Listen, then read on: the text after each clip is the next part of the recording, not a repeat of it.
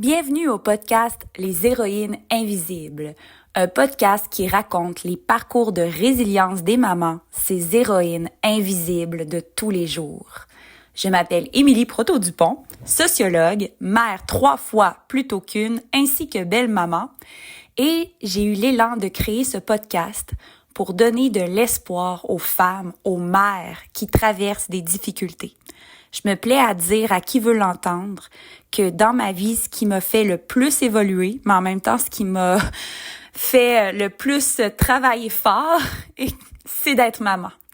Je vous souhaite un bon épisode, une bonne écoute. Salut Maëlle! Je tiens vraiment à souligner ton courage aujourd'hui parce que ce que tu vas nous parler, c'est quelque chose que beaucoup de femmes portent en elles d'une façon honteuse, qui osent jamais révéler. Mais toi, aujourd'hui, tu as le courage de mettre de la lumière là-dessus, de diluer la honte, justement, en parlant. Une histoire d'abus sexuels dans ton enfance, une histoire de violence conjugale, ton rapport à la maternité dans tout ça qui t'a permis d'en sortir. Fait que j'en rajoute pas plus. S'il te plaît, raconte-nous ton histoire. Allô à tous. Donc, moi, c'est Maëlle Fleury, mon nom d'artiste Maëlle Delune. Fait que oui, j'avais envie de venir vous partager mon histoire parce que c'est une histoire qui est quand même lourde, mais qu'avec les années puis avec le temps, j'ai réalisé que c'était important que j'en parle puis que c'est important que je la partage parce que je sais que ça peut vraiment venir toucher des femmes, puis que ça peut venir les accompagner, puis surtout, ça peut venir les inspirer à, se rappeler qu'elles peuvent s'en sortir, puis qu'elles peuvent réécrire leur histoire, puis qu'elles peuvent écrire une autre histoire, puis changer un petit peu leur destinée. Donc, moi, j'ai été abusée autour de 10 ans. Puis, je m'en ai pas souvenu pendant vraiment beaucoup d'années. J'ai gardé ça enfoui dans mon corps. Surtout parce que c'était trop difficile à cette époque-là pour moi de le contacter parce que c'était trop souffrant et aussi parce que j'ai essayé d'en parler puis qu'on m'a pas écouté. On m'a pas entendu à ce moment-là. Fait que c'est comme si j'ai gardé ça, dans un gros coffre-fort, j'ai mis ça à clé, à cadenas. Puis c'est juste quand, j'ai eu ma fille Raphaël, que c'est remonté à la surface. J'ai suivi un cours de yoga, ostéo-yoga. Et le soir, quand j'étais revenue chez moi, j'avais comme vraiment une grosse douleur à la mâchoire. Puis, j'ai commencé à me masser, tout ça. Puis là, j'ai commencé à avoir des visions. Puis là, ça me disait que j'avais vécu un abus sexuel. Puis ça me disait la personne. Puis là, j'étais comme, mais voyons donc, c'est pas possible. Puis au début, je voulais vraiment pas y croire. Je voulais pas y croire. J'étais comme, non, j'ai pas vécu ça. Non, c'est pas vrai. Fait qu'à cette époque-là, je pensais que j'hallucinais. Je pensais que ça s'était pas passé, en fait. Fait que j'ai laissé ça comme ça. Ensuite, un peu avant cette époque-là, j'ai attiré un homme violent dans ma vie. Puis j'étais le genre de femme qui regardait les autres femmes puis les autres relations de violence conjugale. Puis j'étais le genre de femme qui disait, ben voyons comment que les femmes ils restent dans ces circonstances-là, puis comment qu'ils font pour vivre ça puis se laisser vivre ça. Tu sais, je jugeais ça moi-même. Et j'ai attiré un homme comme ça, un homme violent qui était vraiment, qui avait des grosses colères que tu fais pas contrôler, que tu savais je savais pas qu'est-ce qui allait arriver, je savais pas qu'est-ce qui allait se passer. Hem, C'était vraiment insécurisant pour moi à cette époque-là parce que j'étais vraiment jeune. J'avais comme 21, je pense, quand je l'ai rencontré. J'étais encore vraiment innocente, puis je me laissais vraiment manipuler par lui. Il me mettait des idées dans la tête, puis il me rabaissait, puis il me disait que j'étais pas bonne, que j'étais pas belle, puis je le croyais, puis j'étais vraiment dans un cycle de violence que j'en étais pas consciente vraiment. Je me suis vraiment, ramassée loin dans cette histoire-là parce que j'ai créé, 2 enfants avec cet homme-là et oui, j'étais vraiment dans un amour aveugle, si on peut le dire comme ça. Puis, ben, c'est ça. Là, c'est ça, j'ai eu ma fille Raphaël, mon deuxième enfant. J'ai contacté justement ce souvenir-là d'abus. Puis quand j'ai contacté ça, c'est comme si, tout mon monde s'écroulait. C'est comme, si tout qu'est-ce que j'avais connu, tout qu'est-ce que j'étais, tout mon passé, toute ma personnalité, tous mes repères, tout s'est comme vraiment écroulé devant moi et est mort. Fait que je sentais une grande insécurité, je sentais un grand néant, un grand vide, et ça a été vraiment difficile pour moi. Puis la seule chose que j'ai trouvé à faire à ce moment-là, c'était de déménager de région. Fait que, je suis partie de Montréal, puis, je me suis emmenée en Estrie. Fait que ça m'a vraiment aidée à tourner la page, puis à ouvrir un nouveau chapitre de ma vie. Donc à ce moment-là, ben, je faisais déjà du yoga. J'avais découvert le yoga. J'avais aussi découvert la respiration. C'est à ce moment-là aussi que je me suis mis à danser, à découvrir la danse contact. Fait que c'était difficile pour moi de contacter cet événement-là, mais de pas trop savoir quoi faire avec. Tu sais, de pas trop savoir à qui en parler. Puis les personnes à qui j'en parlais, ils me croyaient pas. Fait que ça a été dur pour moi parce que je me sentais vraiment toute seule là-dedans. Toute seule, en plus d'avoir à prendre soin de mes enfants. Puis qu'est-ce qui a été difficile pour moi en tant que maman, c'est que, dans le fond, moi, j'étais un enfant blessé, là. Mon cœur était brisé, là. Donc c'était difficile pour moi de donner le meilleur de moi-même à mes enfants quand que moi-même, j'étais complètement brisée. Fait que j'ai vraiment fait mon possible avec mes enfants. Mais à cette époque-là, puis une longue partie de mon expérience avec mes 2 grands, ben, j'étais toute seule. Donc je devais jouer aussi le rôle du père. Puis il était à temps plein avec eux. Fait que non seulement je devais entamer le processus de guérison, de moi-même, avec mon corps, avec mon bagage, avec mon passé, mais je devais aussi prendre soin toute seule de 2 êtres, mais complètement innocents, qui avaient besoin de moi à temps plein, puis qui avaient juste moi. Donc, ça a été une époque de ma vie très, très, très, très difficile, que j'ai dû reconstruire aussi mon cercle d'amis, que j'avais pas nécessairement, de connexion avec ma famille à ce moment-là. Donc, j'ai été chercher des outils pour m'en sortir. J'ai été chercher, comme je te dis, j'ai été faire de la danse, j'ai été faire du yoga, de la respiration. J'ai commencé aussi à faire, du chant. Je me suis acheté un tambour, autochtone. Puis ça m'accompagnait. Puis juste de comme sortir la voix, puis de sortir les sons, ça m'a beaucoup aidé à sortir tout qu'est-ce que dans le fond, il avait été pris dans mon corps puis qui était comme figé, que j'avais juste besoin de sortir. Puis là, ben, à ce moment-là aussi que j'ai commencé à faire des cercles pour qu'il y ait d'autres gens qui se joignent à moi pour faire des sons. Puis j'ai commencé aussi à faire des événements de danse parce que je voyais l'importance de la danse, je voyais l'importance du chant, je voyais l'importance de choisir puis de plus être toute seule. Fait que je cherchais aussi à être plus toute seule là-dedans. Hem, Fait que je sais pas si tu as des questions pour moi, là, je te dis un peu, Oui, j'en ai. Je t'écoutais, j'étais fascinée parce que, en fait, tu as eu les instincts d'aller trouver des moyens, des outils pour te réapproprier ton corps qui avait été bafoué de plein de manières, mais aussi de libérer ce qui était à libérer dans ton corps. Je trouve ça très intéressant. Mmh. Oui. Ben, c'est comme si, justement, toutes ces années-là où ce que j'avais gardé ça dans le coffre, en fait, c'est que ça s'est cristallisé dans mon corps.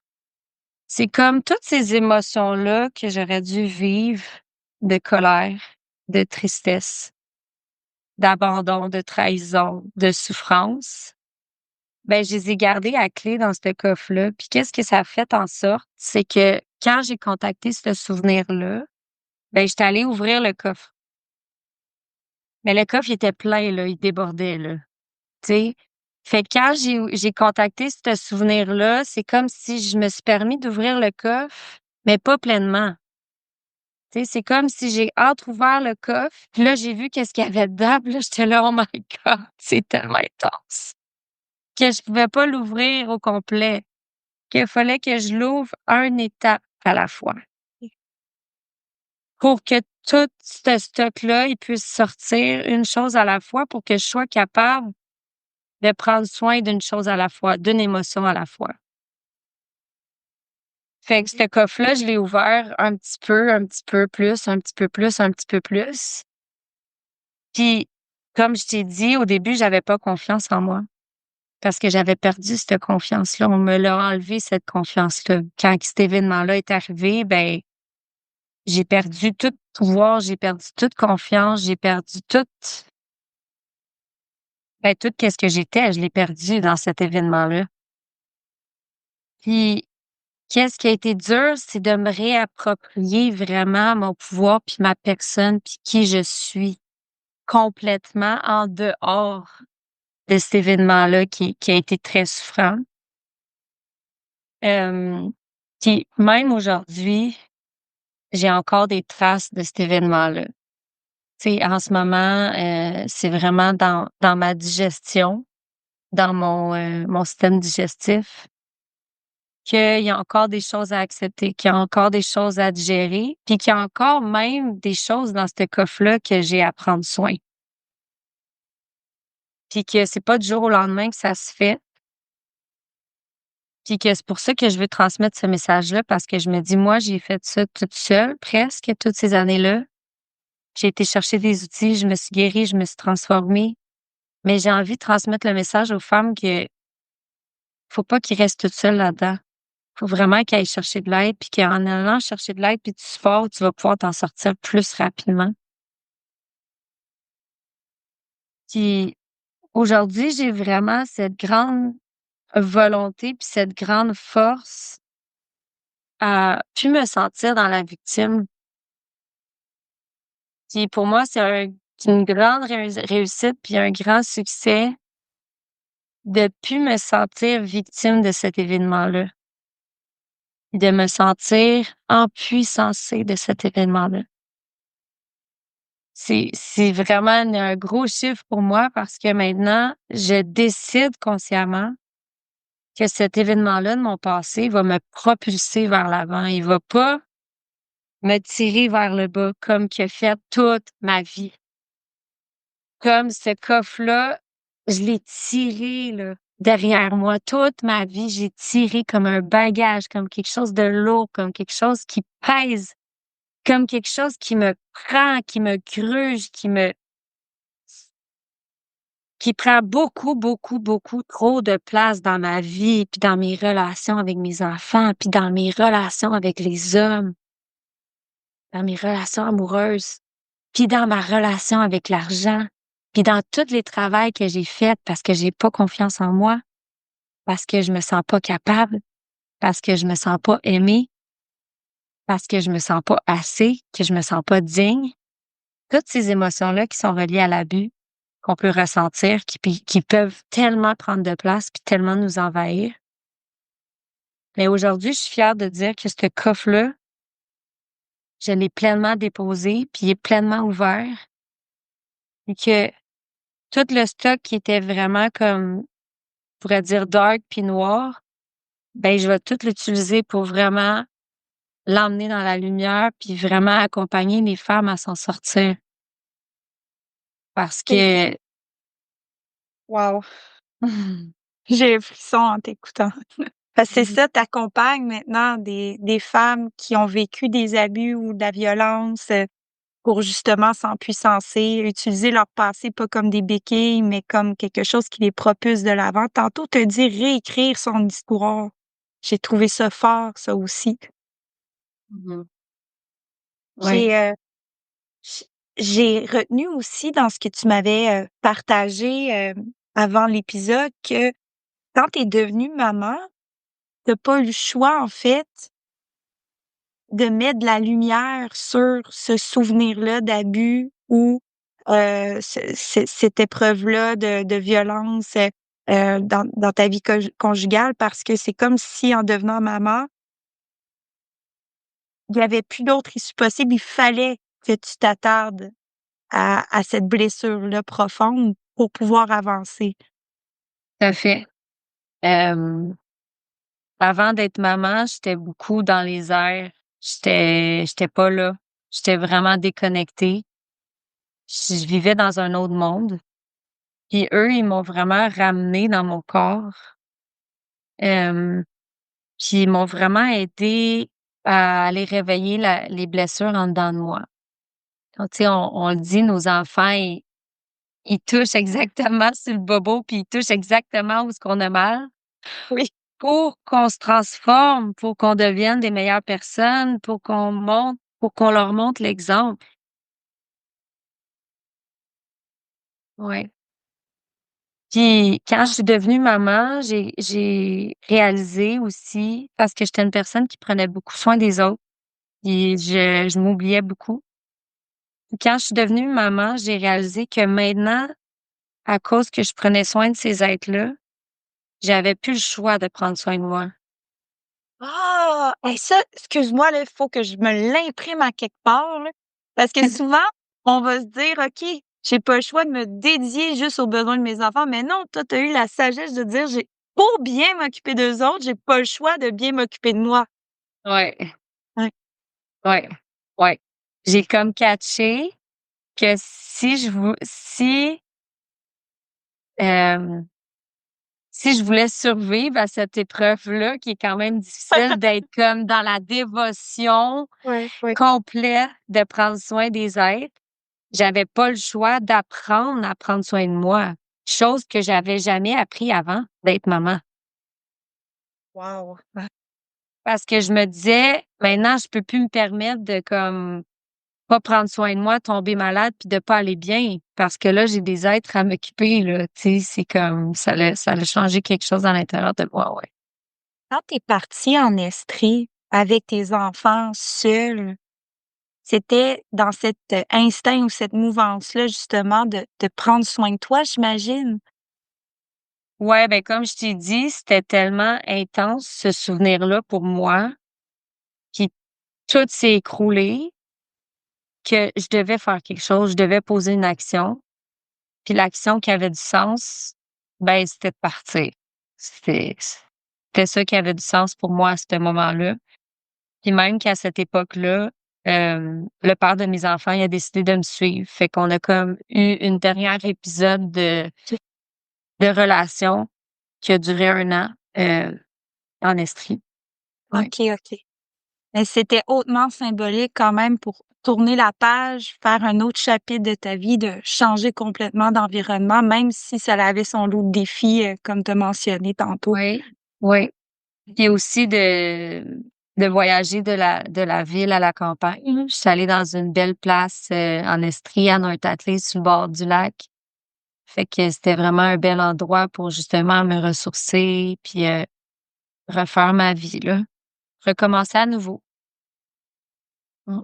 Que j'ai retenu aussi de ce que tu nous as partagé comme outil, le yoga, le chant.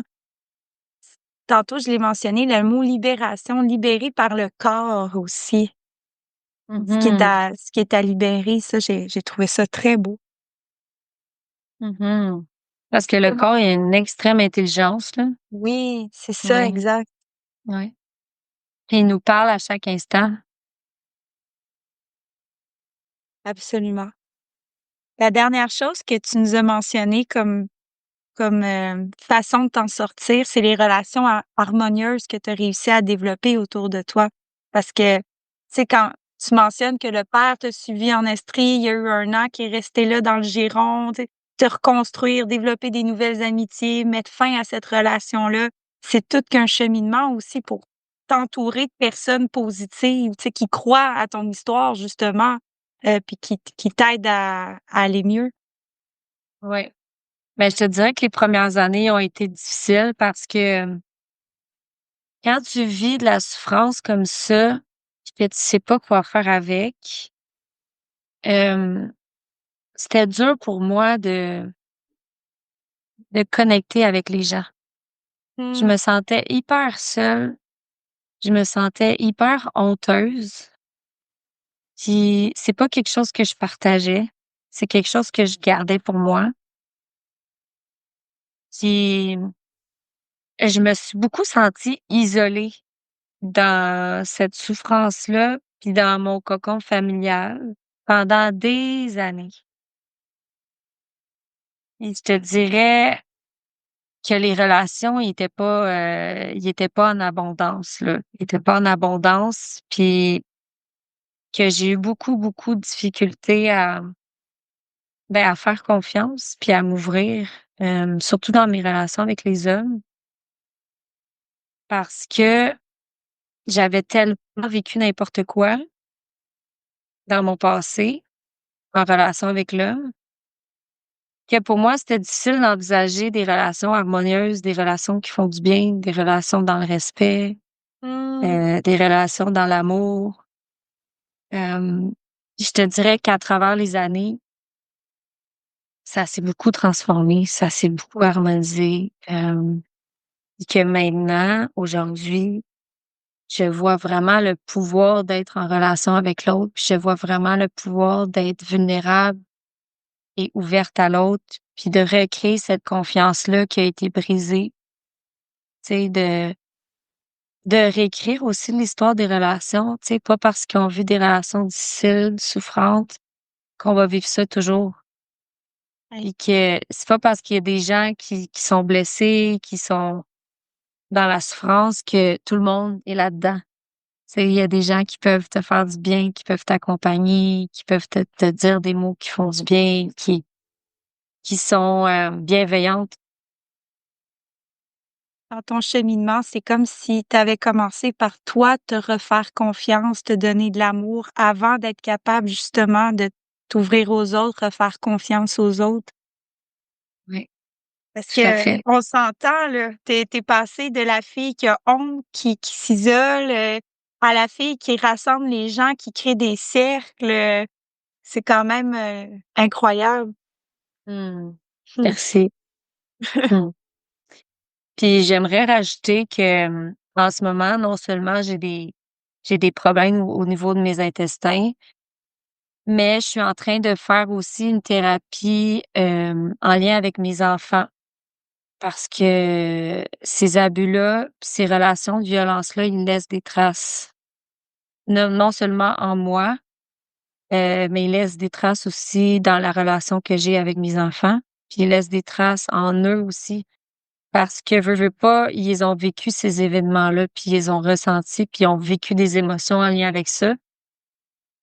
Et c'est ça, en ce moment, on est en train de justement travailler à harmoniser notre passé, à harmoniser notre connexion, nos relations pour que, ben, c'est ça, pour écrire notre histoire, que c'est pas parce qu'on a vécu ça qu'on va continuer là-dedans, puis qu'on va, hem ouais, qu'on peut pas vivre autre chose, qu'on C'est peut pas très ouvrir la page. Ouais. que toi, tu auras pris toute ta vie à comprendre, à ressentir, ben, tu le fais ce cadeau-là à tes enfants aujourd'hui avec la thérapie familiale que vous entreprenez. C'est vraiment formidable. Mmh, mmh, Aurais-tu, Maëlle, une dernière chose à dire à la personne qui t'écoute aujourd'hui? mmh. Ouais, je dirais, reste pas seul et sors de la honte. Sors de la honte. Parce que il y a beaucoup de gens qui vivent ça, qu'on le sait pas. Puis je veux qu'on sorte de l'ombre. Sors de l'ombre, puis je suis là pour toi si tu veux être accompagné puis être supporté. Merci, Maëlle. Merci à toi.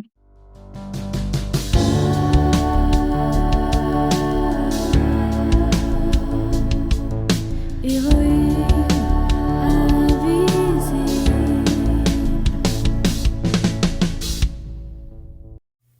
Si jamais le vécu qui est raconté dans cet épisode vous parle et qu'il s'agit d'une situation que vous devez traverser présentement, il est proposé dans le descriptif de cet épisode des ressources communautaires au besoin. Je vous souhaite du plus profond de mon cœur du courage pour traverser l'épreuve que vous vivez présentement. Les mères, nous sommes beaucoup plus fortes qu'on le pense. Ah oui, j'oubliais, s'il vous plaît, aimez cet épisode ou abonnez-vous afin d'encourager notre travail.